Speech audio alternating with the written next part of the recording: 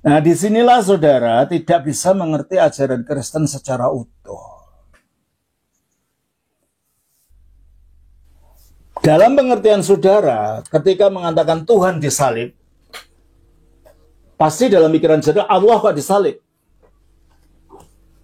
Padahal di dalam Alkitab, istilah Tuhan untuk Yesus dengan istilah Allah untuk Sang Bapa itu dua hal yang berbeda. Coba kita baca. Di dalam 1 Korintus 8 ayat 6. Namun bagi kita hanya ada satu Allah saja, yaitu Bapa. Ada satu Allah saja, yaitu Bapa.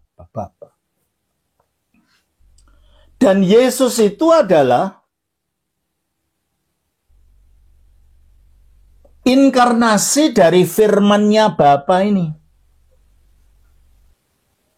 Firman-Nya Bapa yang sejak kekal, sebelum ada dunia sudah ada bersama Bapa, di dalam Bapa. Itu turun ke dunia. Maka Yesus mengatakan, sebelum dunia ada, dia sudah ada.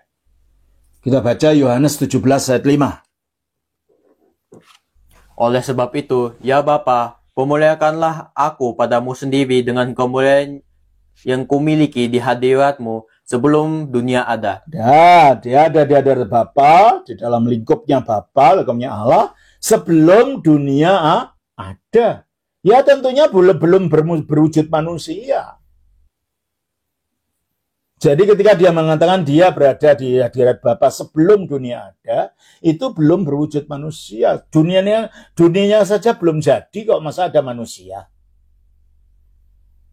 Nah kalau dia itu firman, menjadi manusia, lah manusianya belum ada, ya pasti waktu itu dia belum jadi manusia. Belum punya tubuh manusia. Karena wujudnya adalah firman yang satu dengan Allah.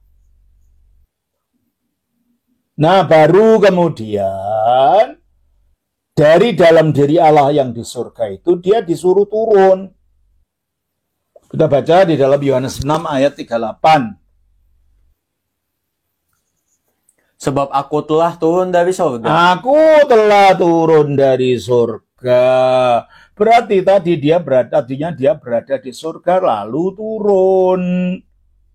Dan ketika turun itu dia mengambil kemanusiaan dari perawan Maria, mengambil tubuh manusia. Nah, karena dia betul-betul jadi manusia, ya proses kelahirannya dalam penjelmaannya itu, dalam inkarnasinya itu, ya seperti manusia yang lain, sebab kalau tidak dia bukan betul-betul manusia. Ada yang mengatakan, oh Tuhan kok dilahirkan. Sekali lagi, istilah Tuhan itu yang kamu keliru. Allah tidak dilahirkan. Dia tidak bisa mati.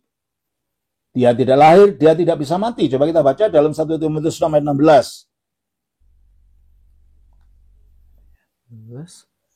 Dialah satu-satunya yang tidak takluk kepada maut. Dialah satu-satunya yang tidak takluk kepada maut.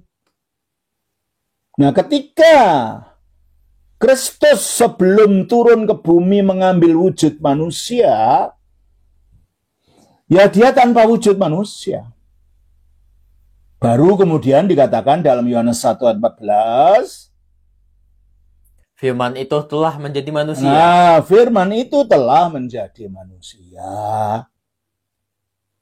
Firman itu mengalami penyaliban dalam wujud kemanusiaannya, bukan dalam wujud keilahiannya. Karena keilahiannya berwujud ilahi, tidak bisa disalib. Coba kita baca dalam Filipi pasal yang kedua ayat 8. Dan dalam keadaan sebagai manusia. Dalam keadaan sebagai manusia, garis bawah ini setebal-tebalnya. Apa? Ia telah merendahkan dirinya dan taat sampai mati. Nah, dia merendahkan diri sampai mati di kayu salib itu dalam keadaannya sebagai manusia. Ya, dalam keadaannya sesudah dia mengambil tubuh inkarnasinya. Kita baca juga dalam 1 Petrus pasal 3 ayatnya yang ke-18. Sebab juga Kristus telah mati sekali untuk segala dosa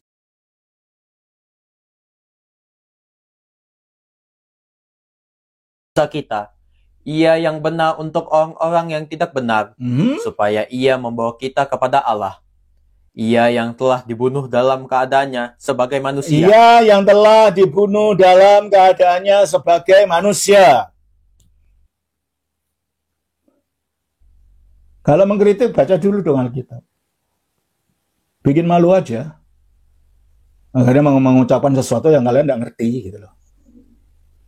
Kita baca juga di dalam Ibrani 2 ayat 14. Karena anak-anak itu adalah daging, anak-anak dari darah dan daging. Maksudnya anak-anak itu kita manusia itu terdiri dari darah dan daging. Maka ia juga yaitu firman itu apa? Juga menjadi sama dengan mereka. Menjadi sama dengan manusia karena inkarnasinya, terus dan mendapat bagian dalam keadaan mereka. Dan mendapat bagian dalam keadaan manusia. Jadi betul Yesus waktu menampakkan diri ya manusia. Punya ibu manusia, lahir secara manusia, menderita secara manusia, dan disalibkan secara manusia.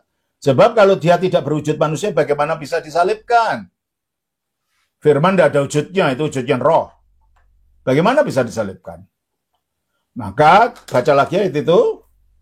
Karena anak-anak itu adalah anak-anak dari darah dan daging, maka ia juga menjadi sama dengan mereka, dan mendapat bagian dalam keadaan mereka. Mendapat bagian dalam keadaan mereka supaya oleh kematiannya. Jadi dia mati setelah mengambil tubuh manusia. Jelas? Nah terusnya kok Tuhan disalib? Nah mari kita lihat. Istilah Tuhan itu apa sih artinya? Sesudah Yesus mati, disalibkan, dia tidak hanya mati saja, langsung bangkit.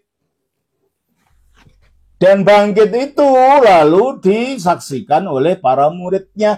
Karena sesudah bangkit, dia 40 hari bertemu dengan mereka dan selalu mengajar mereka. Kita baca Kisah Rasul pasal 1, ayat 1-4. Hai Theophilus, dalam bukuku yang pertama aku menulis tentang segala sesuatu yang dikerjakan dan diajarkan Yesus. Sampai pada hari ia berangkat, sebelum itu, ia telah memberi perintahnya oleh Roh Kudus kepada rasul-rasul yang dipilihnya. Kepada mereka ia menunjukkan dirinya setelah penderitaannya selesai. Dan dengan banyak tanda ia membuktikan bahwa ia hidup. Sebab selama 40 hari ia berulang-ulang menampakkan diri dan berbicara kepada mereka. Selama 40 hari ia berulang-ulang dan menampakkan diri pada murid-muridnya. Dan pada hari terakhir di dalam ayat yang ke-9-11, sesudah ia mengatakan demikian, terangkatlah ia disaksikan oleh mereka. Terangkatlah ia dengan tubuh manusianya itu yang dimuliakan terus. Dan awan menutupnya dari pandangan mereka. Awan menutupnya dari pandangan mereka.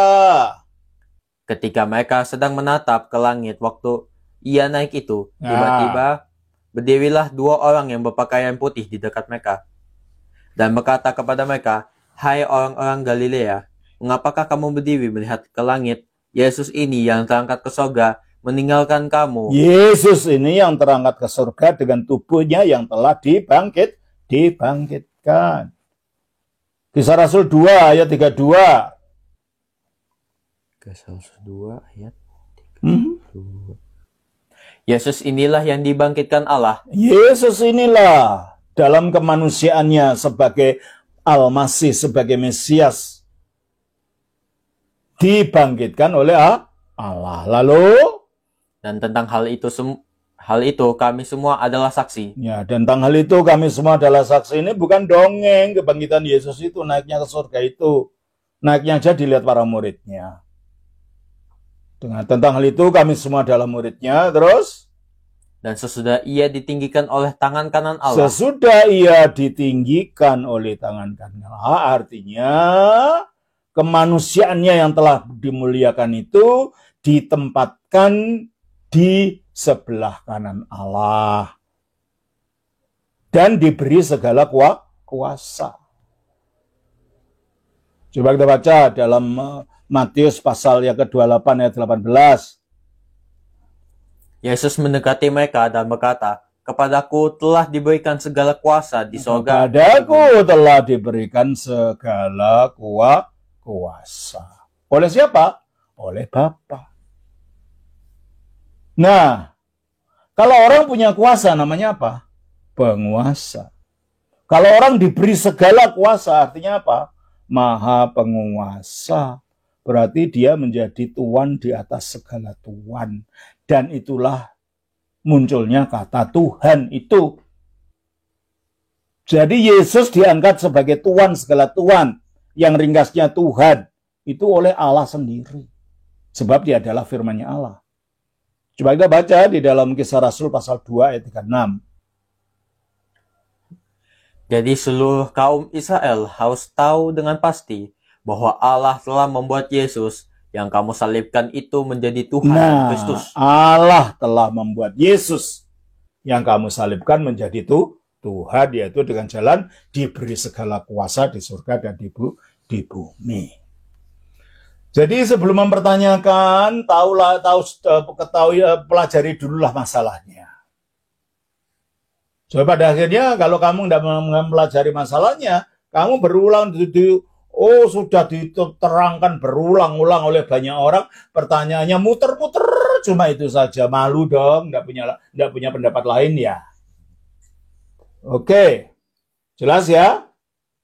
Jadi yang mati disalibkan adalah firman Allah itu mengalami penyaliban melalui tubuh jasmaninya.